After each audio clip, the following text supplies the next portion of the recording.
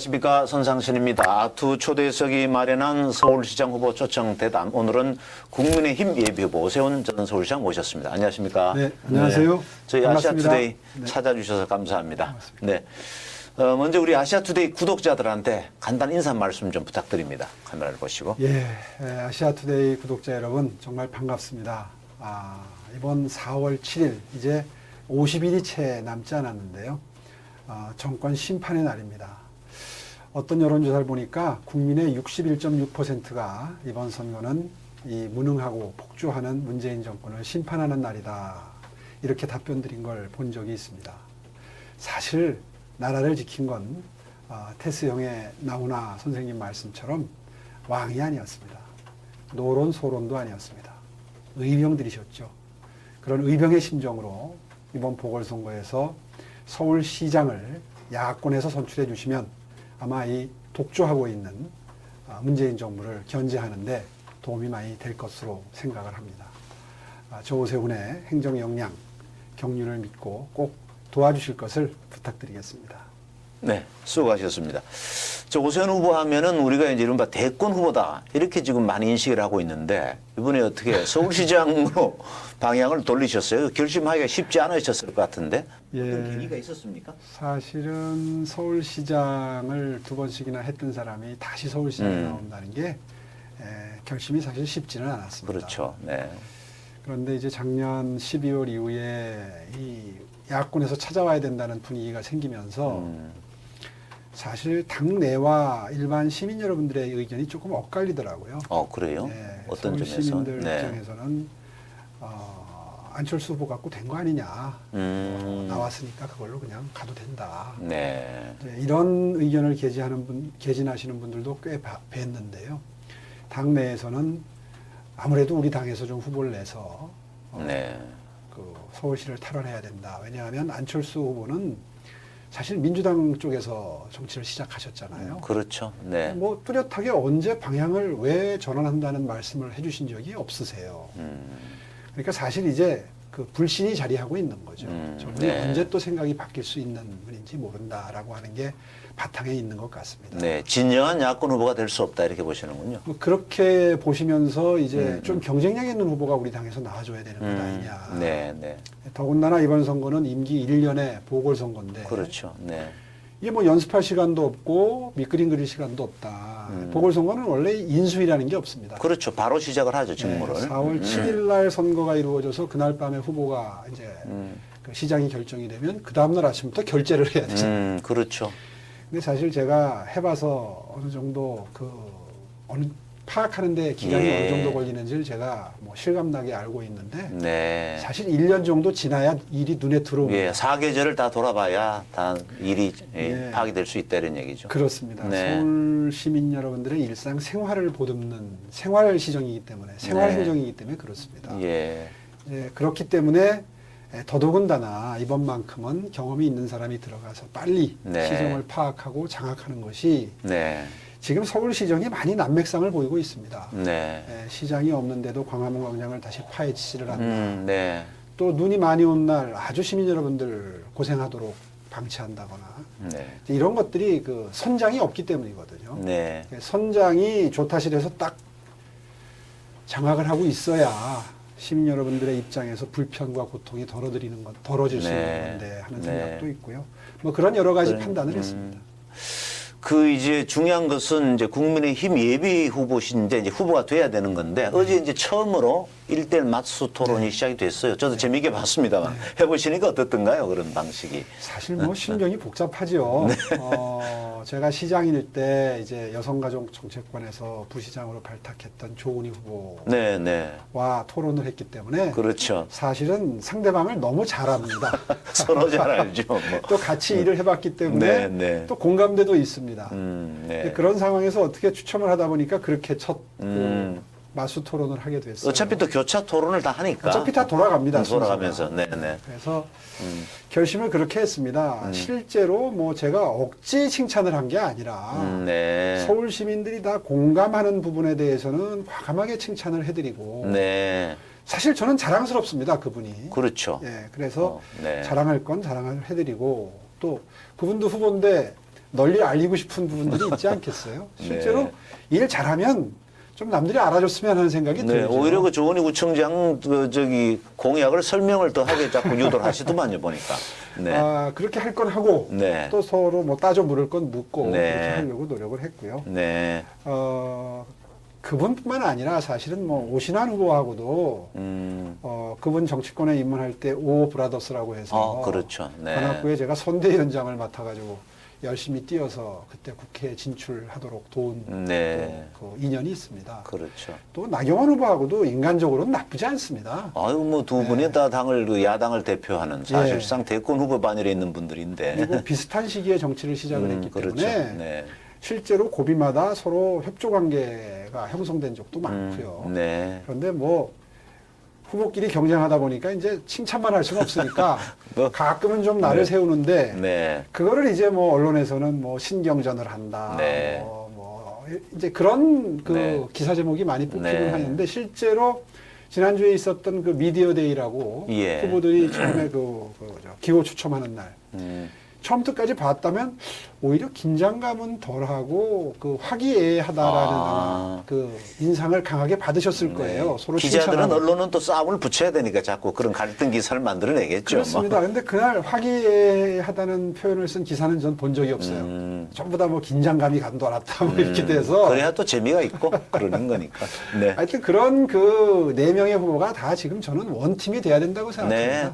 누가 다 후보가 되든 그 후보를 중심으로 원팀이 돼야 되는 거죠. 그렇습니다. 네, 네. 그 오신환 후보의 젊음과 패기, 그리고 조은희 후보의 그 탁월한 행정 역량, 그리고 그 나경원 후보의 국정을 다뤄본 솜씨, 네. 리더십, 그리고 제가 뭐 굳이 상대적인 장점이 있다면 이제 시정을 다뤄본 예. 경험, 네. 이런 것들이 경선이 끝나면 이제 원팀을 이루어서 그렇죠. 그 시너지 효과를 발휘하면서 단일화에 임하고 본선에 임해야 네. 비로소 국민 여러분들이 바라시는 그런 서울시 탈환을 바탕으로 한 정권 교체, 네. 이것이 비로소 가능해진다. 네. 그런 마음가짐으로 멋진 경선, 아름다운 경선을 만들도록 노력하겠습니다. 네, 알겠습니다. 자, 이제 그게 이루어지고 나면 국민의힘 후보가 뽑히고 나면 이제 안철수, 금태섭 네. 단일화 결과를 지켜보고 또 단일화를 최종적으로 할 텐데 일부에서는 이 단일화가 과연 되겠느냐 이렇게 걱정하는 분들이 많아요. 어떻게 생각하세요? 사실 시간이 흐를수록 새가 결집하고 감정이 올라가기 때문에 네. 후보들은 단일화를 합의하고 실행할 수 있습니다만은 지지층은 이동하는데 시간이 걸리는 건 분명한 사실입니다. 예. 사람은 감정의 동물이기 때문에 그렇죠. 어느 사람에 대해서 지지하는 마음이 생기고 나면 네. 그 후보가 단일화에서 패했을 때 네. 쉽게 마음이 안 가고 더군다나 보궐선거기 때문에 그렇죠. 투표장으로 안 나가버리면 안 나가버리는 경우가 많죠. 그런 수가 생길 수 맞습니다. 있습니다. 네. 네. 사실 그래서 제가 출마 선언할 때 열흘을 기다려 드릴 테니까 우리 네. 당으로 들어오시라. 네. 그렇게 되면 단일화 협상 때문에 기운 뺄 일도 없고 맞습니다. 네. 혹시라도 결렬이 되게 되면 그 국민적 좌절이나 걱정이 얼마나 크시겠습니까? 네. 그런 점 때문에 제가 정치적인 손실을 좀 보더라도 열흘 동안 기다릴 테니까 들어오시면 다 해결된다. 그때 뭐 안철수 후보 입장에서는 뭐 내가 그 당으로 들어가면 내 지지 세력이 다 안 따라온다 이런 걱정을 하시지만 네. 사실은 막판에 단일화가 되는 것보다는 훨씬 더 지지세 결집에 화학적 결합이 네. 가능한 게 초기 단일화입니다. 네. 그렇게 확신을 하고 사실 정치 문법에는 잘 맞지 않지만 제가 비난을 감수하고 그런 그 입장을 표명을 했던 건데요. 네. 뭐 어쨌든 다 지나간 일입니다. 이제는 안 들어오셨고 우리 당 후보가 결정된 다음에 어떤 형태로든 정치적 결단에 의하든 단일화든 아니면 뭐 여론조사 경선에 의한 단일화든 방법을 모색해야 될 상황이 돼버렸습니다. 네. 고백하지 않을 수 없습니다. 막판 가서 단일화가 안 될 가능성도 있지만 저 오세훈 후보는 무슨 일이 있어도 단일화를 성사시키겠다는 굳은 네. 결심을 하고 있다. 이것만큼은 제가 약속드릴 수 있습니다. 네, 알겠습니다. 자, 이제 시장이 되시면 제일 먼저 해야 될 일이 우리가 이제 코로나 문제를 이제 서울시가 대응을 잘 해야 되는데 지금까지 서울시가 제대로 대응을 해 왔다고 생각을 하시는지 또 앞으로 시장이 되시면 가장 먼저 이 부분 관련해서 뭐를 해야 된다고 생각하십니까? 사실은 코로나 발생 초기라면 네. 영업을 일률적으로 금지한다든가 영업시간을 일률적으로 제한한다든가 하는 게 국민으로부터 동의를 받고 실행되는데도 저항이 없을 수밖에 없죠. 네. 왜냐하면 워낙 비상한 상황이니까. 그렇죠. 거의 전쟁 상태죠. 네, 네. 그런데 이제 1년이 지났습니다. 네. 1년이 지나면 행정이 좀 더 정교해져야 됩니다. 네. 제가 현장에서 느낀 건데요. 이제 예를 들어 PC방을 찾아갑니다. 그러면 PC방 업주들은 피눈물을 흘립니다. 아니 저희 같은 경우에는 오후에 손님이 들어서 밤늦게까지 있는 업종인데 9시에 제한을 해버리게 되면 벌써 한 대여섯 시 되면 안 들어옵니다. 그분들 들어와가지고 몇 시간 놀다 가려고 오는 건데 영업이 정말 반토막 이하입니다. 네. 이게 그러니까 당구장 다르고 식당 다르고 그렇죠. 커피숍 다르고 수십 수백 개의 자영업자들은 다 영업 업태가 다릅니다. 그렇죠. 업종에 따라서. 그렇다면 지난 1년 동안 사실 대한민국 행정 수준 정도 되면 우리가 행정 수준이 굉장히 높거든요. 국제적인 네. 기준으로 볼 때. 예. 그러면 각종 그 협회가 있습니다. PC방 협회, 음. 무슨 당구장 협회 있지 않습니까? 요식업 협회. 머리를 맞대고 며칠 동안만 의논을 해도 우리 업종은 몇 시부터 몇 시까지가 제일 많이 듭니다. 이걸 바탕으로 해서 매뉴얼을 만들었다면 그러면 오히려 사회적 거리두기도 훨씬 효율적으로 네. 왜냐하면 분산이 되니까요. 네. 그러면서 매출 감소를 최대한 낮출 수 있는 아, 그러네요. 그런 그 정교한 매뉴얼을 만들어두면 아니 코로나19 같은 사태가 한 번 오고 말라는 보장도 없습니다. 그렇죠. 앞으로 네. 지난번에 메르스 때 만든 매뉴얼이 이번에 사실 도움이 많이 됐거든요. 네, 네.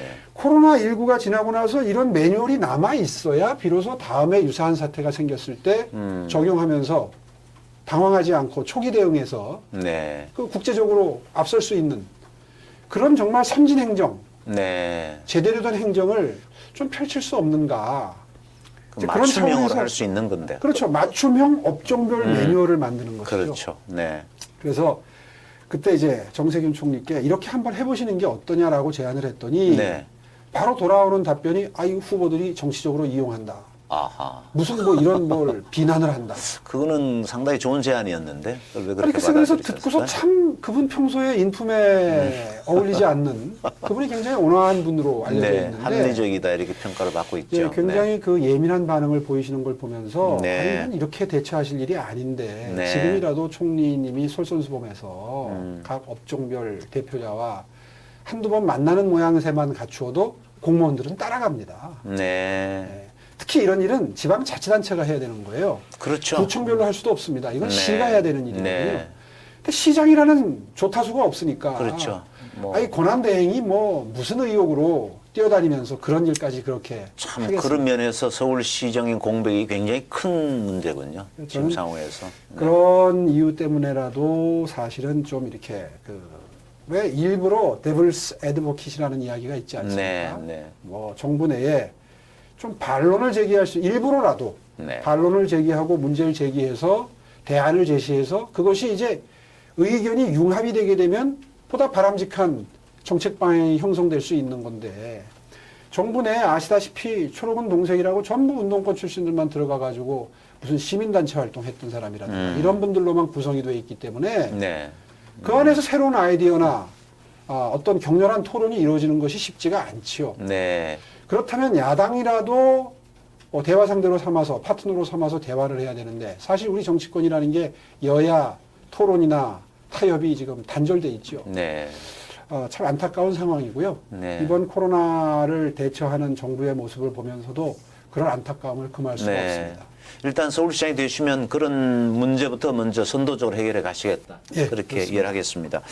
자, 오세훈 후보의 기본적인 캐치플레이즈가 뭔가요? 예를 들어서 박영선 후보 같은 경우는 21분 컴팩트 도시 뭐 이런 네. 딱 이렇게 뭐 그 말의 적정성을 떠나서 그런 캐치플레이즈가 있는데 네. 어떻게 뭐가 있습니까? 저는 첫날부터 능숙하게 481이라고 정했습니다. 첫날부터 능숙하게 481. 예. 481은 뭔가요? 첫날. 4월 7일이 선거일이거든요. 아. 그러니까 이제 4월 8일 날 아침부터 일하겠습니다. 아, 네. 연습하거나 준비하거나 업무 파악하는데 낭비할 시간이 없습니다. 그게 기본 컨셉이구만요. 그렇습니다. 준비된 시장, 바로 예. 일할 수 있는 시장. 그렇습니다. 제가 뭐 가끔 우스갯소리처럼 농담을 하는데요.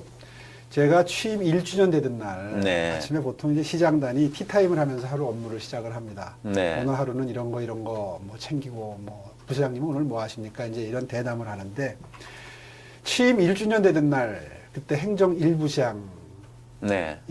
김모 부시장님이 저한테 시장님 제가 좀 심한 농담 하나 해도 될까요? 예. 물어봐요. 그래서 아유 이분이 또 보통 농담을 잘하시는 분이라 네. 또 무슨 재미있는 농담을 하시려고 그러나 그랬더니 시장님 제가 오늘부터 시장님이십니다.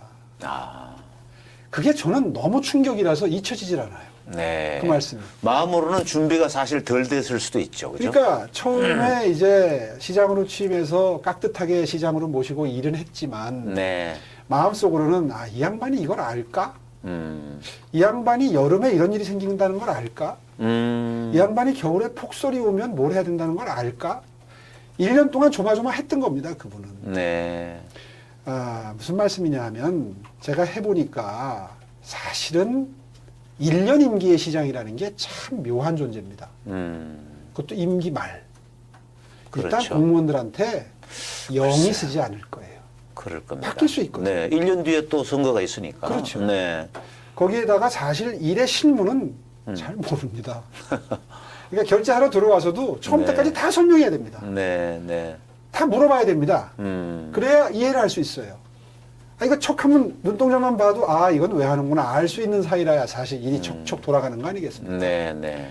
그런데 이게 무슨 뭐 집에서 밥 하나 짓는 것도 처음 짓는 사람은 돌밥도 지었다가 선밥도 지었다가 네. 또 진밥도 지었다가 몇 개월 시행착오를 거쳐서 야, 이 쌀은 물을 어느 정도 부어야 되겠다. 네. 알게 되는 거 아니겠습니까? 이제 그런 이유에서라도 사실은 첫날부터 일할 수 있는 시장이 너무너무 절실하다. 그게 사실은 제가 대선을 준비하다가 네. 방향을 전환했던 가장 중요한 보궐선거가 아니면 또 다른 컨셉으로 갈 수 있는데 이거는 1년짜리 보궐선거 시장이기 때문에 네. 당장 일을 할 수 있는 시장이 필요하다. 이런 거기다가 차원이네. 야권 입장에서 보면 유능함을 보여드려야 안심을 하고 정권 교체에 동의를 하십니다. 네. 사실 뭐 그렇지 않습니까? 우파가 집권했을 때 경제도 성장하고 네. 국민 불편을 덜어드렸던 기억을 다 갖고 계시는데 사실 우리 우파가 국민들의 신뢰를 잃어버려서 네. 지금 놓쳤죠, 정권을. 음. 국민 여러분들은 문재인 정부 하에서 지금 많은 불편과 고통을 겪으면서 이거 야, 코로나 때문에라도 경제가 어렵지만 사실 그 전에 주 52시간 뭐 그렇죠. 최저임금 뭐 급격한 상승, 최저임금 올려야 돼요. 그런데 일할 줄 아는 사람은 그렇게 급격하게 올리지 않습니다. 네. 급격하게 올린 부작용 때문에 지금 경제가 이렇게 많이 망가진 측면이 강하거든요. 그런 모습을 보면서 좀 유능한 사람들이 들어왔으면 좋겠다 네. 하는 생각을 아마 하고 계실 텐데 서울시장으로 등장한 시장이 유능함을 보여드리고 네. 문제를 해결하는 능력을 모습을 보여드리면 아마 정권 교체에도 상당히 좋은 분위기 네. 바탕이 마련되지 않겠나 하는 생각도 합니다. 네. 그 이제 제가 이 자리에서 그 여당, 야당, 서울시장, 부산시장 후보 토론을 하면서 특히 이제 서울시장에 출마하는 분들 오면 이걸 꼭 물어봐요. 박원순 시장, 그 전에 오세훈 시장. 서로 제가 비교를 하게끔 이렇게 질문을 많이 합니다만 우리 오세훈 후보께서는 지난 시장 시절에 했던 일, 또 박원순 시장이 지난 10년 동안 했던 일을 다 보셨잖아요. 네.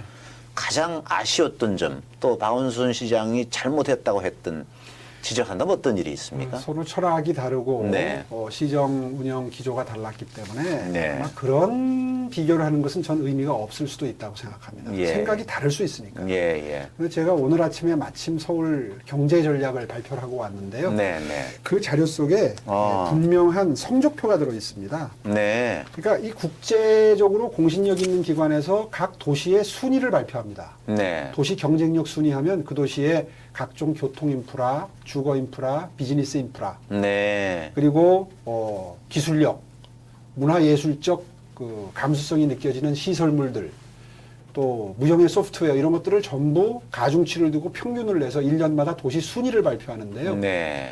AT컨이라고 하는 기관에서 발표한 글로벌 시티 인덱스라는 게 있습니다. 네. 그걸 이제 번역하면 도시 경쟁력 지수 순위입니다. 네, 네, 네. 이게 2010년도에 우리 서울시가 10위였습니다. 제가 2011년까지 근무했거든요. 네네. 2020년에 17위로 무려 7계단이 추락했습니다. 아하. 그렇습니까? 네. 이거 외에도 평가 기관이 많은데 다 비슷합니다. 네. 그 서울의 도시 기관만 그렇지 경쟁력이 않습니다. 박원순 시장 때 현저하게 떨어졌다 이 그렇습니다. 말씀이네요. 지난 10년 동안 네. 도시 경쟁력이 네. 많이 떨어졌죠. 그 이유가 뭔가요? 투자를 하지 않았죠. 투자를 하지 않았다. 다. 여러분 차 타고 다니면서 덜컥덜컥 하는 거, 네. 저는 그걸 민감하게 느낍니다. 도시는요, 끊임없이 재투자하지 않으면, 인프라에 재투자하지 않으면 네. 계속해서 낡아갑니다. 네. 도로는 아주 뭐 보통 때 보면 다른 게 없어 보이죠. 네. 끊임없이 재손질을 하지 않으면 움푹 파이고 깎여 나가서 그렇죠. 네. 덜컹덜컹 하는 거예요. 쉬운 예를 드는 겁니다. 예를 네. 들어서 서울시의 인프라 투자가 거의 없었습니다. 월드컵 대교를 지금 10년째 공사를 하고 있습니다. 아, 그러네요. 제가 진짜. 착공을 해놨는데 네. 아직도 완성이 안 됐습니다. 왜 돈이 없어서 그렇습니까? 돈을 계속 찔끔찔끔 아. 배정을 하는 거죠. 네. 집중적으로. 급하지 않은 거예요. 아, 그래요? 이분이 네. 취임하면서 토목하지 않겠다. 이 철학이 반영이 됩니다. 환경 보존 뭐 이런 쪽에 관심을 쓰다 보니까 그래 솔직히 됐구만. 말해서 환경 보존하고도 관계가 없습니다. 네. 좌파 생태계 먹여 살리느라고 시민단체 돈 푸느라고 그렇습니다. 아, 그렇습니까? 자기 네. 편 먹여 살리는 거죠. 네. 또 글로벌 파이낸셜 센터 지수라는 게 있습니다. 네. 이건 제인 그룹이라는 데서 발표를 하는데 네. 2011년 11위에서 2020년에 25위, 무려 14계단 추락했습니다. 이건 제가 비단 이 수치를 말씀 안 드려도 기억나실 겁니다. 네. 제가 시장일 때 세계적인 금융도시 만들겠다. 기억나세요? 네, 네. 홍콩하고 경쟁하고 상해하고 경쟁했습니다. 예. 근데 지금 홍콩하고 상해하고 경쟁하고 있습니까? 네. 서울의 금융도시 얘기가 사라져버렸어요. 네. 지금 부산으로 또 일부 금융기관 이전을 했지 않습니까? 부산이 금융도시로 오히려 이제 브랜드를 만들어가고 있죠. 네. 포기한 겁니다. 전 세계에서 금융기관이 몰려 들어오고 네. 기업체가 몰려 들어오는 것. 이것이 도시 경쟁력이고 도시의 경제 발전의 바탕입니다. 네. 그래서 모든 도시의 시장들은 특히 대도시 시장들은 기업을 유치하기 위해서 금융기관을 유치하기 위해서 투자를 유치하기 위해서 전 세계로 뜁니다. 네. 그리고 서울에 생활 편의시설을 만들고 인프라를 개선하는 것이 서울 시민들의 삶의 질을 향상시키기 위한 게 물론 주목적이지만 외국에서 상사 주재원들이 살로 들어오는데 가족을 안 데리고 들어온다.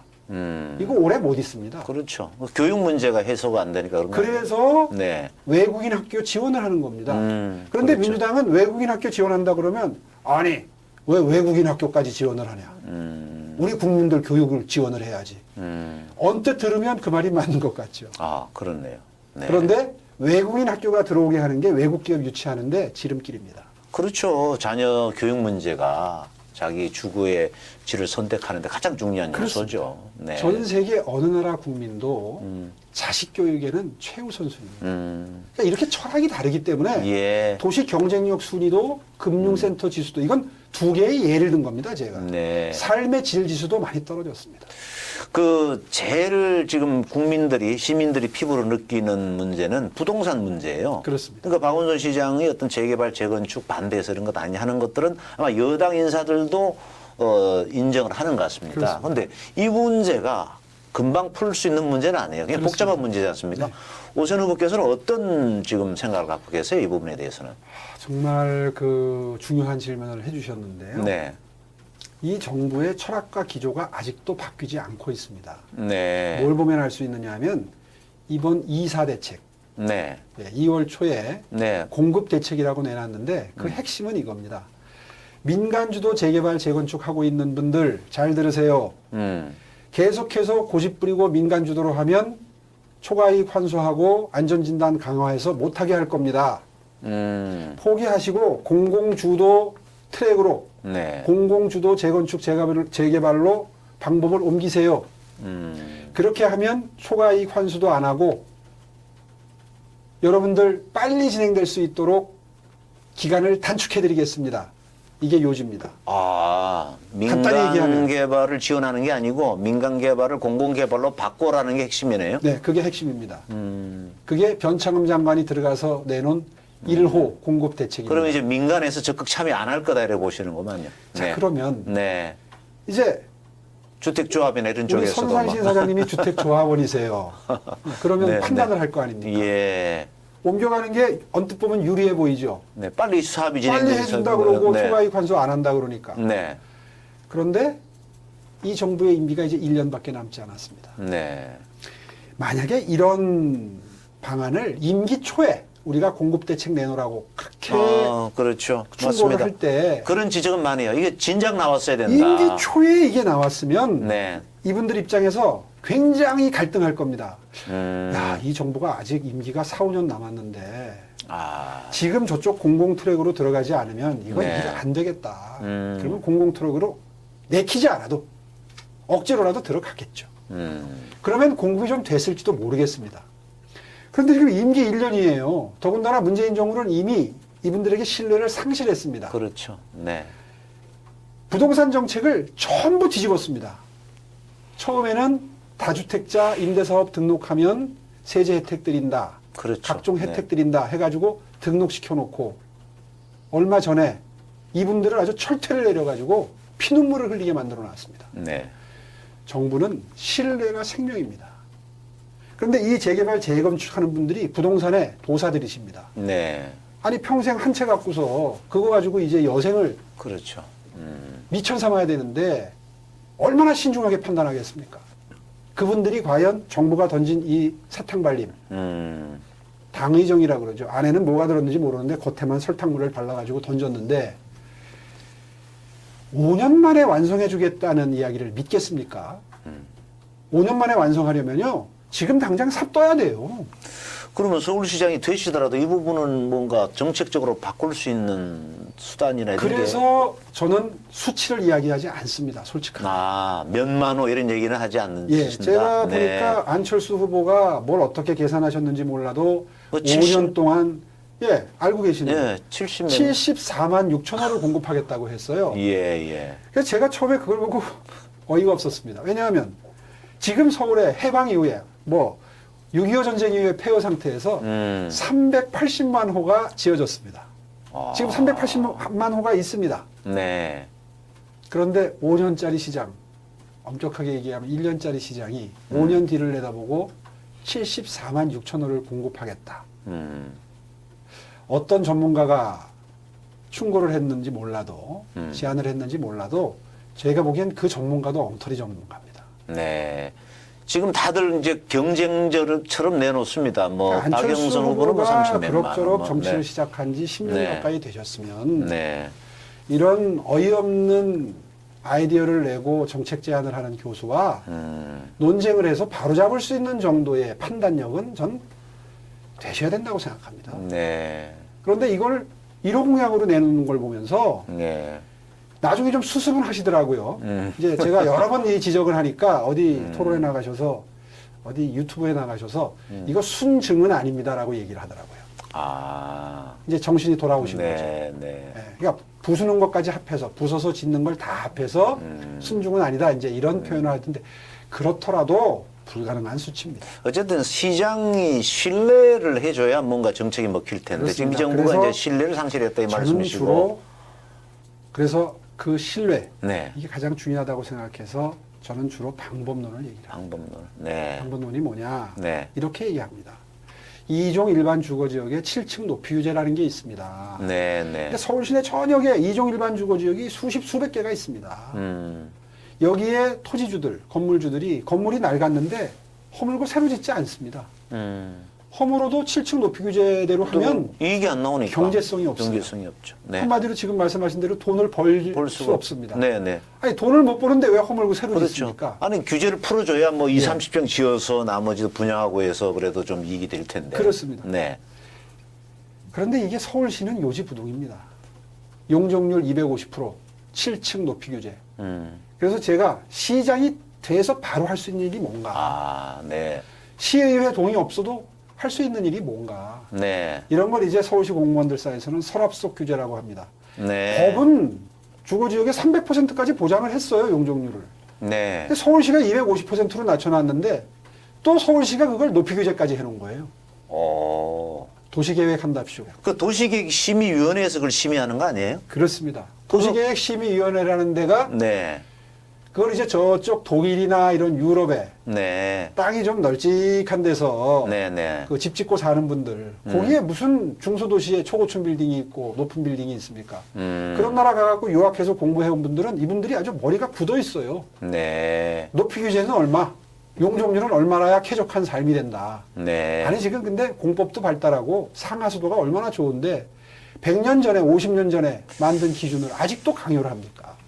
그 도시계획심의위원회를 통과하기가 굉장히 어렵더라고요. 초롱성입니다. 네. 그래서 저도 그 불교방송 사장 시절에 뭘 하나 추진을 해봤는데 그걸 뚫고 나가는 게 불가능해요. 그렇습니다. 네. 이분들이 비슷한 생각을 가진 분들만 또 모아놨거든요. 네. 특히 박원순 시장 때 음. 실명을 거론하긴 좀 그렇습니다만은 건축가가 좌작이 돼가지고 아예 그런 분들로 장악을 해놨어요. 아. 그래서 용적률 이런 걸 풀기가 네. 높이 규제 같은 거 푸는 게 불가능에 가깝습니다. 그 한강변에 보면은 쭉 아파트 있는 걸 보고 이해찬 전 민주당 대표가 한강변을 뭐 이렇게 뭐 병풍처럼 둘러쳐진 아파트의 모습을 보고 서울시를 천박한 도시라는 표현을 한 적이 있어요. 그게 이제 한강변의 그 높이 규제 때문에 그런 겁니까, 그것은? 근데 지금 조금씩 고층 건물이 들어서긴 하던데. 그분이 어떤 면을 보고 천박하다고 얘기했는지 저는 그 속은 모르겠습니다. 네, 네, 그런데 사실은 국제적인 조류를 봐야죠. 네. 국제적인 글로벌 트렌드를 봐야 되는데 용적률 풀고 높이 규제 풀면 건물이 날씬해집니다. 그럴 거 아니겠습니까? 네, 예. 높이 올라가고 그렇죠. 그리고 그 용적률을 더 주면 네. 이게 슬림해집니다. 슬림해지죠. 네, 그래서 날씬하게 적은 올라갑니다. 땅에 높이 올려야 되니까. 그렇죠. 네. 그렇게 되면 오히려 뚱뚱한 건물을 10개 짓는 것보다 네. 날씬한 건물을 5개 지으면 통경축이라고 그래요. 아, 바람이 왔다 갔다. 바람도 통하고 바람길도 내고 그 사이로 경치도 보입니다. 네. 그렇게 해서 오히려 더 쾌적한 생활 환경이 생기는 거죠. 예. 이것이 건축공법이 발달하면서 바뀐 도시공학입니다. 네. 그리고 도시의 운영 기조이기도 하고요. 지금 그 아파트를 보고 그런 평가를 해서 그 지역 주민들께는 죄송합니다만은 잠실 재건축이 이루어졌습니다. 네. 그래서 지금 빽빽하게 한강변을 이 강변 북로 쪽을 차를 타고 지나가다 보면 잠실 쪽을 건너편을 볼 수 있습니다. 이쪽 시내 쪽에서 그 잠실 운동장을 지나서 쭉 펼쳐지는 잠실 재건축 단지를 한번 보십시오. 경치가 보입니까? 완전히 성냥갑 아파트 형식으로 높이 규제를 해놨기 때문에 그렇군요. 완전히 네. 성냥갑 형식으로 빽빽하게 아주 답답한 모습을 하고 그렇죠. 있습니다. 동과 동사이도 굉장히 좁고. 반면에 그렇죠. 그 건너편을 보십시오. 네. 지금 성수동 쪽에 그 이제 올라가기 시작했죠. 네, 초고층 네. 건축물. 예, 예. 거기에 성수 전략 정비구역 1, 2, 3, 4 지구가 지금 다 멈춰섰습니다. 아하. 35층 높이 규제 때문에 진도가 안 나가요. 아, 사업성이 없다고 판단해서. 그분들은 그렇게 판단을 하는 거죠. 네. 땅값은 비싼데. 아하. 그것을 그 근처에 또 그걸 막는 35층 높이 규제를 하는 게 형평에도 안 맞는 것이 그 근처에 갤러리아 폴에 몇 개의 높이 올라간 건축물이 있는데 네. 그건 또 45층, 47층 그렇습니다. 그건 또 규제를 풀어줬나요? 그건 또 어떻게 이게, 해서? 이게 맞는 규제입니까? 그래서 그쪽에다가 초고층은 아니죠. 한 50층 이하 정도로만 올려도 네, 네, 사업이 돼요. 네. 주택이 공급이 되는 거죠. 그게 만들어지면 그 건너편에 잠실하고 한번 비교를 해보는 걸 상상을 해보십시오. 네. 어느 그림이 더 서울시를 보기에도 멋진 도시, 실용적인 건 둘째치고 그 도시계획위원들이 그렇게 철벽 방어를 하고 있는 네. 그 높이 규제가 과연 시민들을 위한 규제인가? 네. 그러면 이제 오세훈 시장이 되시면 일단 도시계획심의위원회 그 규제부터 좀 완화하겠다 이렇게 그거는 시장이 마음 먹으면 할 수 있는 겁니까? 시의회 동의 법 바꾸고 하는 거 없이 바로 할 수 있습니다. 네. 일단 그것이 가장 쉬운 방법이겠네요. 다른 데는 또 땅을 찾아야 되잖아요. 서울시에 그렇습니다. 땅이 없는데. 그리고 이제 다른 후보들이 얘기를 아직 안 하고 있는 것이 있는데 네, 네. 서울 시내에는 재건축 연한이 이미 차고 넘치는 그런 아파트들이 많죠. 그런 아파트들이 매우 낡은 여의도만 아파트들이 하더라도 굉장히 많습니다. 아시네요. 네, 네. 여의도 시범 아파트도 시범 있고요. 아파트 뭐. 목동에도 있고요. 네, 네. 잠실에도 있고요. 맞습니다. 압구정동에도 있고요. 네. 서울시내 강북에도 있고요. 많습니다. 네. 그런데 이걸 서울시가 지금 다 틀어막고 있습니다. 아하. 예. 이거 지구단위 계획한다는 명분하에 우리 계획이 아직 안 세워졌으니까 네. 인허가 절차 늦지도 마세요. 과도한 이익이 간다 이렇게 주장을 하는 거 아닙니까? 그거는. 그거보다도 이익을 취하지 않겠다는 형태의 계획을 내도 거들떠도 안 봅니다. 아, 그래요? 왜냐하면 부동산 가격 자극할까봐 그런다는 겁니다. 네. 그런데 구독이 무서워서 장 안 담그면 장을 못 먹습니다. 일시적으로는 올라가겠지만 전반적으로 안정이 되겠죠, 장기적으로. 그게 제 입장입니다. 네. 규제를 풀면 일시적으로는 들썩일 겁니다. 네, 그거 네. 감수해야죠. 네, 그러나 계속해서 공급이 된다는 시그널이 시장에 가게 되면 그때부터 주택을 매입하고자 하는 분들이 계산을 하게 됩니다. 야, 이거 지금 샀다가 이거 손해볼 수 있겠다라는 판단이 드는 순간 가격은 더 이상 안 오릅니다. 그렇죠. 그게 시장 공급의 원리죠. 시장의 원리죠, 그게. 바로 보신 겁니다. 네, 네. 그런 판단력이 문재인 정부에는 결여되어 있는 겁니다. 이 사람들은 조금 올랐다는 거 피하려다가 지금 이렇게 앙등시켜 놓지 않았습니까? 주택 가격이 지금 거의 2배 가까이 오르지 않았습니까? 말이 안 되는 네, 일이 아파트 벌어졌죠. 중위 가격이 6억에서 지금 서울시가 9억이 됐습니다. 그렇습니다. 예. 이런 바탕에는 바로 그런 판단, 네. 여기에 부족, 고집스러움이 있었다. 그 오 시장께서 주전했던 그 뉴타운 정책에 대해서 일부 비판도 있어요. 그거는 어떻게 지금 정리를 할 수 있을까요? 그때도 민주당이 세웠던, 그 변창흠 장관이 다 세웠던 논리입니다. 아, 그래요? 그분이 네. 지금까지 저렇게 하고 있는 거예요. 네. 그러니 저게 될 리가 있습니까? 그때 뉴타운 재개발, 재건축하는 모습을 보면서 변창흠이나 서울 청와대 사회수석 하면서 주택정책에 네, 영향을 김수현 미쳤던 수석 김수현 같은- 수석 네, 같은 네. 사람들은 그 동네 살던 사람들이 쫓겨난다 자꾸 그런 거예요. 그런데요, 그거 거짓말입니다. 그 동네 살던 사람들이 세입자들이 나갈 수는 있습니다. 그러나 초과되는 물량, 그러니까 용적률 인센티브를 주어서 더 짓는 물량의 절반 이상을 공공에서 회수해서 임대주택으로 쓰거든요. 그러면 그분들이 들어갈 수도 있고 다른 어려운 분들이 들어갈 수 있는 겁니다. 네. 그러니까 그분들, 어려운 분들 세입자들을 다 내쫓는 건 아니었거든요. 그런데 논리를 그렇게 세운 겁니다. 그러니까 듣기에는 그럴듯하잖아요. 아, 이분들이 어려운 분들을 배려하기 위해서 반대하는구나. 모양을 갖추고 명분을 찾은 거죠. 그 우상호 후보 같은 경우는 이 자리에 와서 뭐라고 그랬냐면은 그 뉴타운이 이루어진 그 지역에 공급되는 물량이 많지 않았다. 이런 얘기를 하더라고요. 이렇습니다. 네. 재개발을 하게 되면 거기에 워낙 그 반지하 주택도 있고 다가구 다세대 주택도 있기 때문에 가구 수는 늘지 않습니다. 네. 거의 1대1 내지는 한 15%에서 17% 정도 늘어난다고 전문가들이 분석을 합니다. 네. 그런데 재건축을 하게 되면 좀 양상이 달라집니다. 재건축은 그렇죠. 저층 아파트에서 그걸 고층으로 하는 고층 거는- 아파트로 올라가기 때문에 어떨 때는 2배 내지 3배의 물량이 공급이 됩니다. 네. 어쨌든 숫자만 갖고 얘기하는 건 저는 잘못된 접근이라고 생각합니다. 네. 왜냐하면 도시는 늘 새로운 주택을 필요로 합니다. 그렇죠. 네. 돈을 네. 번 사람은 경제적으로 안정됐기 때문에 이제 더 좋은 새로 지은- 주택을. 그렇죠. 더 좋은 집에 네. 혹은 뭐 넓은 평수로 들어가고 싶은 거고요. 그 자리를 또 조금 경제 형편이 나아진 분들이 채워 들어가는 거고 네. 또 그 자리를 어려운 분들이 채워가는 거고 이렇게 네. 해서 주택의 선순환 구조가 마련이 돼야 네. 가격 폭등이 일어나지 않는 겁니다. 네. 더군다나 서울에는 1인 가구가 2인 가구가 매우 급증하고 있습니다. 급증하고 있죠. 그분들께 맞는 사이즈에 음. 그분들의 니드에 맞는 주택도 또 필요한 겁니다. 네. 그래서 꾸준히 공급할 필요가 있는 거예요. 네. 그런데 그 후보 말씀처럼 뭐 숫자는 늘어나지 않습니다. 이건 지금 초등학생 산수하고 있는 거죠. 뭐 뉴타운 정책이 그렇게 성공적이지 않았다는 얘기를 이제 하려고 아마 그렇게 얘기를 하는 것 억지 같은데. 논리죠. 네. 저희들이 세웠던 뉴타운 재개발 재건축 한 700개 정도 지구가 있었는데요. 박원순 시장이 393개를 해제를 했습니다. 해제했죠. 네.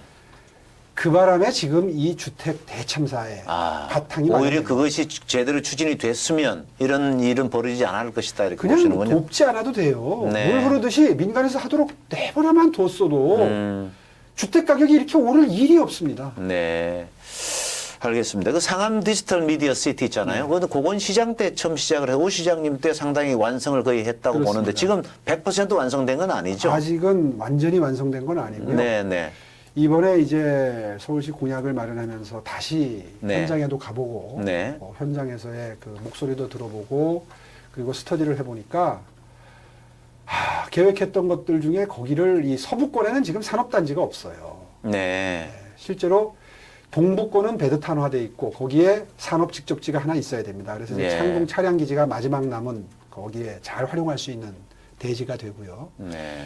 서남권은 또 산업단지는 많은데 주택이 아직 열악합니다. 네. 이게 동서남북 그런 특징이 있습니다. 서울은.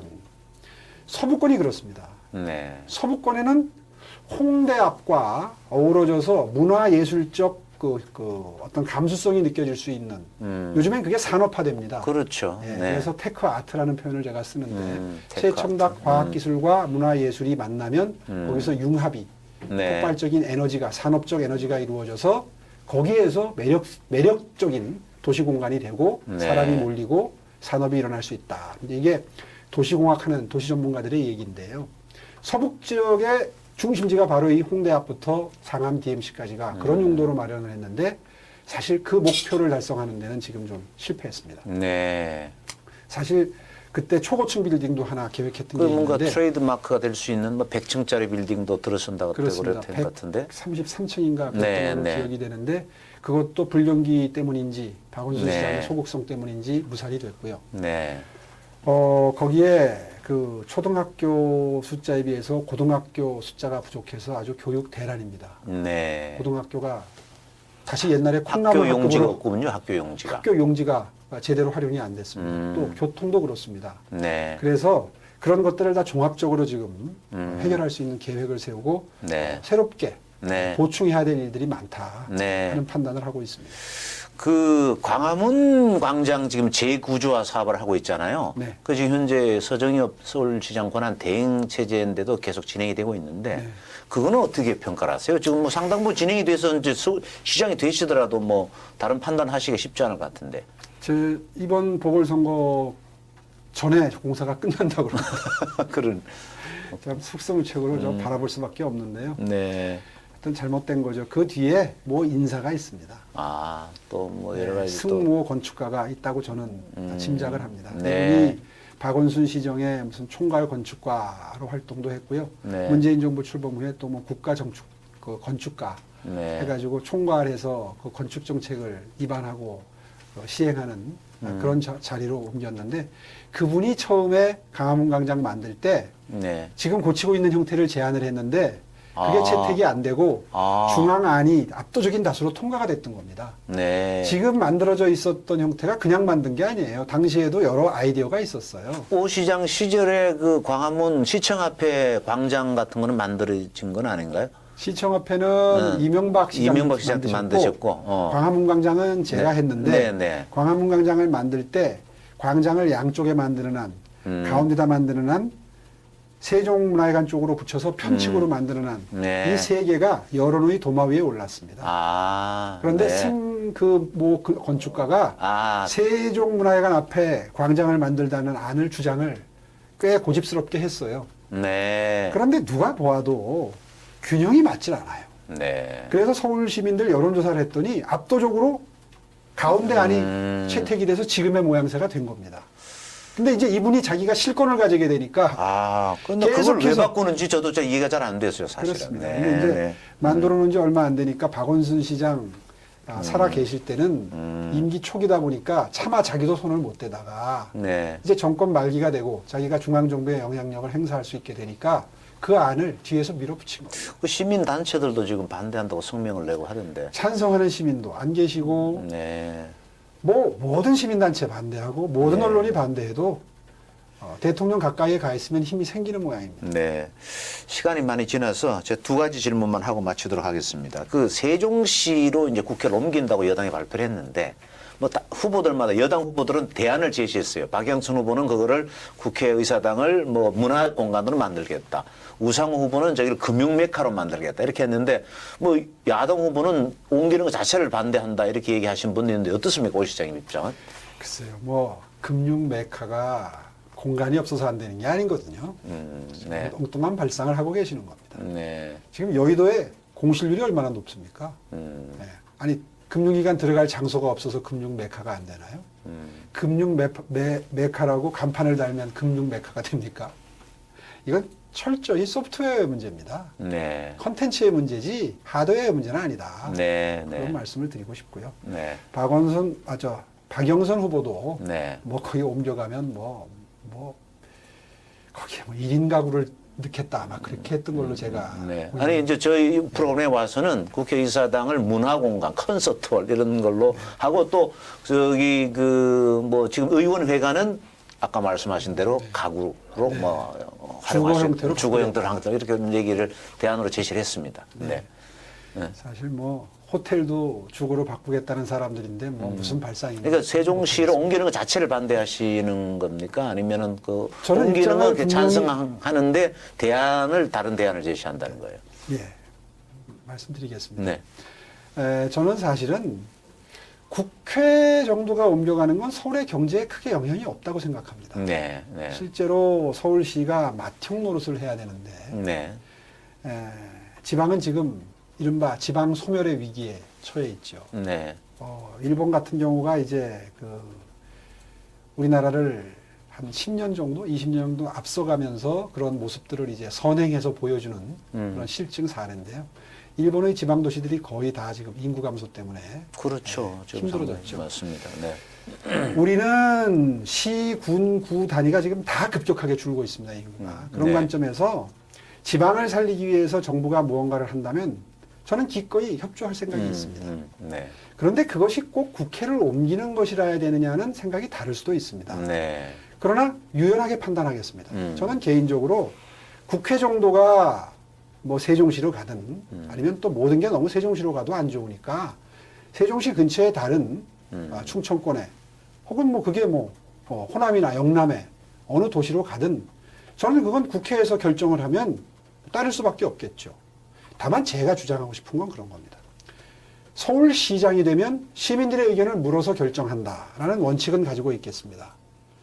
그리고 옮겨가더라도 그 공간은 역사적인 공간으로 남겨놓는 것이 오히려 더 서울을 방문하는 분들에게 뭔가 서울의 역사성을 보여주는 공간이 될 수 있다고 보지 그 공간을 난데없이 콘서트홀로 만든다든가 혹은 1인 가구가 들어가서 쓸 수 있는 무슨 주거 공간을 만든다는 것은 지금 이 부동산 가격 상승의 시류에 편승해서 마치 그럴듯한 아이디어를 내는 것처럼 보이긴 하지만 실제로 이런 사무 공간을 주거로 바꿔놓으면 생활이 됩니까? 네. 맞습니다. 용도에 맞게끔 건물은 지어져야 되는 건데. 그러니까 새로 짓는 거 이상의 돈이 들어갈 거고요. 네. 그 점에 대해서는 아마 신중한 고려가 필요할 것이고 시류에 편승한 공약은 더 이상 네. 서울 시민들을 슬프게 하는 것이다. 네. 저는 그렇게 생각합니다. 네. 자, 이제 마지막으로 이제 우리 이 서울시장이 되면 나는 서울을 이렇게 만들겠다. 그걸 호소하는 것으로 정리하도록 하겠습니다. 예, 네. 고맙습니다. 네. 서울시는 다시 뛰어야 합니다. 대한민국의 심장이 되기 위해서라도 뛰어야 합니다. 그런데 지난 10여 년간 경제 성장률을 보면 서울은 2.3%, 국가 성장률은 2.8%. 다시 말해서 서울이 대한민국 경제 성장률을 깎아먹고 있습니다. 이 대한민국을 다시 뛰게 해야 합니다. 글로벌 경제 문화 도시로 만들어야 합니다. 그러기 위해서 저 오세훈 정말 최선의 노력을 다하겠습니다. 다만 올 1년 동안은 그보다도 더 중요한 일이 있습니다. 그 밑그림을 그리면서 코로나로 직격탄을 맞은 중소자영업자들, 코로나 취약계층들, 그리고 경제적으로 어려운 분들 보듬는 일이 밑그림 그리는 것보다도 더 중요하다고 저는 생각을 합니다. 오늘 대담 중에 몇 가지 제 구상을 밝혔습니다마는 서울시를 다시 살만한 곳으로, 경제적으로 고통받지 않는 곳으로 만들기 위해서 제가 가지고 있는 노하우, 경륜을 최대한 쏟아붓겠다 하는 결심으로 임하겠습니다. 많이 도와주십시오. 감사합니다. 네, 수고하셨습니다. 네, 고맙습니다. 네, 서울시장 후보 초청 대담 오늘은 국민의힘 예비후보 오세훈 전 서울시장 만나봤습니다. 감사합니다. 예, 고맙습니다.